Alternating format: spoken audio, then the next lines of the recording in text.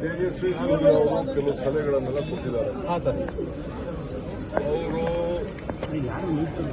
ಅವ್ರೇನು ಹೇಳ್ತಾ ಇದ್ದಾರೆ ಅಂದ್ರೆ, ಈ ಟನಲಲ್ಲಿ ಕಾರ್ ತಗೊಂಡ್ರು ಮಾತ್ರ ಉಪಯೋಗಿಸೋದಾದ್ರೆ ಮೆಟ್ರೋನು ಬರಬೇಕು ಅಂತ ಹೇಳ್ತಾ ಇದ್ದಾರೆ. ಜಾಸ್ತಿ ಮೆಟ್ರೋನ ಆಡ್ ಮಾಡಿ ಅಂತ ಅವ್ರು ಹೇಳ್ತಾ ಇದ್ದಾರೆ. ಮೆಟ್ರೋ ಆಡ್ ಮಾಡ್ತಾ ಇದೀವಿ. ಮೆಟ್ರೋ ಆಡ್ ಮಾಡೋಕ್ಕೆ ನಮ್ದು ತಯಾರಿಲ್ಲ. ಸೆಂಟ್ರಲ್ ಗೌರ್ಮೆಂಟ್ ಇಂದ 10% ಬರೀ 10% 12% ಅದಕ್ಕೆ ಅವ್ರೇನು ಮಾತಾಡ್ತಾ ಇದ್ದಾರೆ. ಅವರು ಕೆಲವು ಏನೋ ಸಜೆಷನ್ ಕೊಟ್ಟಿದ್ದಾರೆ. ಅದನ್ನೆಲ್ಲ ನನ್ನ ಆಫೀಸರ್ಸ್ ಕೊಡ್ತೀನಿ. ಆಫೀಸರ್ಸ್ ಕೊಟ್ಟು ಮಾಡ್ತೀನಿ.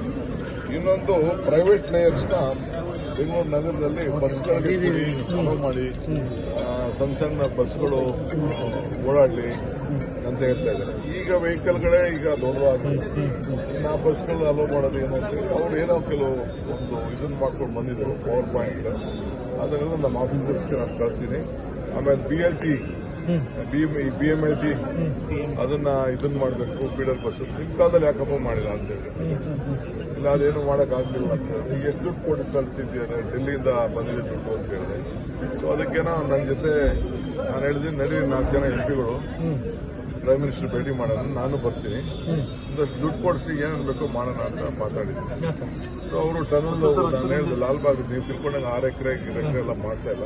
ಸ್ಮಾಲ್ ಓಪನಿಂಗ್ ಪಾಯಿಂಟ್ ಎಲ್ಲಿ ಒಂದು ಮೂಲೆಯಲ್ಲಿದೆ ಅಲ್ಲೊಂದು ಪಾಯಿಂಟ್ ಓಪನ್ ಮಾಡಬೇಕು, ಎಲ್ಲರೂ ಒಂದು ಮಾಡಬೇಕಲ್ಲ, ಇಲ್ಲ ನೀವೇ ಜಾಗ ತೋರಿಸಿ ಅಂತ ಹೇಳಿದ್ರು.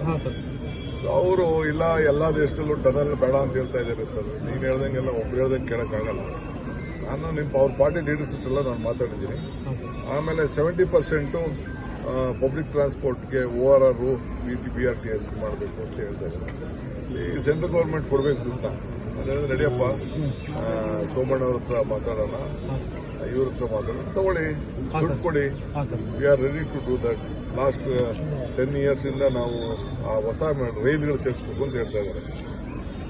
ಏನು ಇದೆಯಲ್ಲ ಸಬರ್ಬನ್ ರೈಲ್ನ ಜಾಸ್ತಿ ಮಾಡಬೇಕು ಅಂತ. ಇನ್ನು ಒಂದು ಮಾಡೋಕ್ಕಾಗಿಲ್ಲ. ಸೆಂಟ್ರಲ್ ಗೌರ್ಮೆಂಟ್ ದುಡ್ಡು ಕೊಟ್ಟಿರ್ತಾನೆ, ಎಲ್ಲ ನಮ್ಮ ಮೇಲೆ ಡಿಪೆಂಡ್ ಆದ್ರೆ ಏನು, ಬರೀ ನೀನು ಸಲಹೆ ಕೊಡಕ್ ಹೋಗ್ಬೇಡ, ದುಡ್ಡು ತಗೊಂಡ್ ಸರ್. ಅವ್ರದ್ದು ಡಬಲ್ ಸ್ಟ್ಯಾಂಡರ್ಡ್ ಇದೆ ಸರ್. ಅವರು ಒಂದ್ ಕಡೆ PIL ಜನ ಜಾಸ್ತಿ ಓಡಾಡ್ತಾರೆ, ಈ ಟನಲ್ ಮಾಡಿದ್ರೆ ಕಡಿಮೆ ಓಡಾಡ್ತಾರೆ. ಈಗ ಯಾರು ಈಗ ನೀವು ಬರೋದು, ನೀವು ಇಲ್ಲಿಗೆ ಬರ್ತಾ ಇದ್ದೀರಾ, ನಿಮ್ ಗಾಡಿ ತರೋದನ್ನ ನಿಲ್ಸಕ್ಕಾಗ್ತದ? ಎಲ್ಲಾರು ಸೋಷಿಯಲ್ ಅಬ್ಲಿಗೇಷನ್. ಗಂಡ ಹೆಂಡತಿ ಇಬ್ರು ಕಾರಲ್ಲಿ ಓಡಾಡಬೇಕು, ಮಕ್ಳನ್ನ ಕಾರಲ್ಲಿ ಓಡಬೇಕು, ಸ್ಕೂಲವ್ರ ಮಕ್ಳಿಗೆ ಕಾರಲ್ಲಿ ಕಳಿಸ್ಕೊಡ್ಬೇಕು. ಇದನ್ನ ನಾವು ಅವಾಯ್ಡ್ ಮಾಡೋಕ್ಕಾಗಲ್ಲ.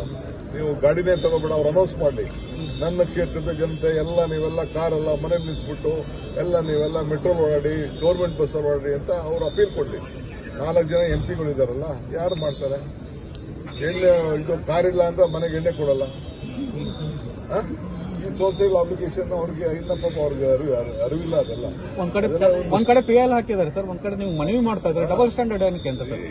ನೋಡಪ್ಪ, ಅವ್ರು ಏನ್ ಬೇಕಾದ್ರೆ PIL ಹಾಕೊಳ್ಳಿ. ನಾನು ನಮ್ಮ ಆಫೀಸರ್ಸ್ ಕೇಳಿದ್ದೀನಿ, ಕೋರ್ಟೇ ಬೇಕಾದ್ರೆ ಒಂದು ಕಂಪ್ನಿನ ಸೆಟ್ ಮಾಡ್ಬಿಟ್ಟು ಎಲ್ಲ ಸ್ಪಾಟ್ ಇನ್ಸ್ಪೆಕ್ಟ್ ಮಾಡ್ತೀವಿ.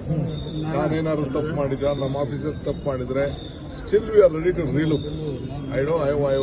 ಇದನ್ನ ತಪ್ಪೇನಾದ್ರು ನಮ್ಮಿಂದ ಹೆಚ್ಚು ಕಮ್ಮಿ ಆಗಿದ್ರೆ ನಾವು ಸೆಪರೇಟ್ ಮಾಡೋಕ್ಕೂ ತಯಾರಿದ್ದೀನಿ. ಎನಿಥಿಂಗ್ ಇಸ್ ಎಲ್ಲ ಸ್ಟಡಿ ಮಾಡಿದ್ದೀನಿ, ಅದು ಮಾಡಿದ್ದೀನಿ ಅಂತ ಹೇಳಿದ್ರು. ಏನು ಸ್ಟಡಿ ಮಾಡಿದ್ರು ಆಲ್ಟರ್ನೇಟಿವ್ ಸೊಲ್ಯೂಷನ್ ಏನು ಅಂತದ್ದು ಕಾಣಲಿಲ್ಲ. But still I respect what ever is suggestion ಅವ್ರು ಏನು ಕೊಟ್ಟಿದ್ದಾರೆ. ನಮ್ಮ ಆಫೀಸರ್ಸ್ ಕೊಟ್ಬಿಟ್ಟು ಎಕ್ಸಾಮಿನ್ ಮಾಡಿ ಅವ್ರು ಮಾತಾಡ್ತಾರೆ. ಹಿಂದೆ ಸಂಸದ ತೇಜಸ್ವಿ ಸೂರ್ಯನ ಖಾಲಿ ಟ್ರಂಕ್ ಅಂತ ಕರೆದಿದ್ರಿ. ಖಾಲಿ ಟ್ರಂಕ್ ಅಂತ ದುಡ್ಡಪ್ಪ, ದುಡ್ಡು ಕೊಡ್ಬೇಕು. ಬರೀ ಮಾತು ಟ್ವೀಟ್ ಮಾಡೋದಾಗುದಿಲ್ಲ. ಹೋಗ್ಬೇಕು, ಪ್ರೈಮ್ ಮಿನಿಸ್ಟರ್ ಹತ್ರ ದುಡ್ಡು ಕೊಡಿಸ್ಬೇಕು. ದುಡ್ಡು ಕೊಟ್ರೆ ಬರೀ ಸಜೆಷನ್ ಎಷ್ಟು ಬೇಕಾದ್ರೆ ಕೊಡ್ತಾರೆ. ನೀನು ಕೊಡ್ತೀಯ ಸಜೆಷನ್? ಬೆಳಗ್ಗೆ ಹತ್ರ ಸಜೆಷನ್ ಕೊಟ್ಟ, ಖಾಲಿ ಸಜೆಷನ್ ಎಷ್ಟು ಬೇಕಾದ್ರೆ ಕೊಡ್ತಾರೆ. ದುಡ್ಡು ಬರ್ಬೇಕಲ್ಲಪ್ಪ. ದುಡ್ಡಿಲ್ಲ ಏನ್ ಮಾಡಕ್ಕಾಗ್ತದೆ? ಯಾವ ಬಿಲ್ಡಿಂಗ್ ಹೊಡಿಬೇಡ ಅಂತ ಹೇಳ್ತೀರಾ, ಟನಲ್ ಬೇಡ ಅಂತ ಹೇಳ್ತೀರಿ. ಏನ್ ನಾವು ಇದ್ರ ಮೇಲ್ಗಡೆ ಕೊಡ್ಬೇಕಾಗ್ತದ? ಬಸ್ಸಲ್ಲಿ ಎಷ್ಟು ಜನ ಓಡಾಡ್ತಾರೆ? ಬಸ್ಸಲ್ಲಿ ಯಾರು ಸ್ಟೇಟಸ್ ಬೇಕು? ಅವನ ಆಫೀಸರ್ ಕಾರಲ್ಲೇ ಓಡಾಡ್ಬೇಕು. ಅವನಿಗೆ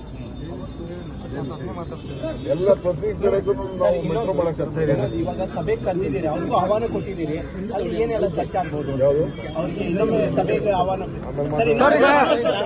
DK ಶಿವಕುಮಾರ್ ಅವರು CM ಆದ್ರೆ, ಕಾಂಗ್ರೆಸ್ ಕಚೇರಿಗಳಿಗೆ ರಾಜೀನಾಮೆ ಹೇಳಿದ್ದಾರೆ ಅಂತ ದುರ್ಗತಿ ಬರುತ್ತೆ. DK ಶಿವಕುಮಾರ್ ಅವರು CM ಆದ್ರೆ ಕಾಂಗ್ರೆಸ್ ಎಲ್ಲಾ ಕಚೇರಿಗಳಿಗೂ ಬೀಗ ಹಾಕಬೇಕಾದಂತ ಪರಿಸ್ಥಿತಿ ಬರ್ತದೆ.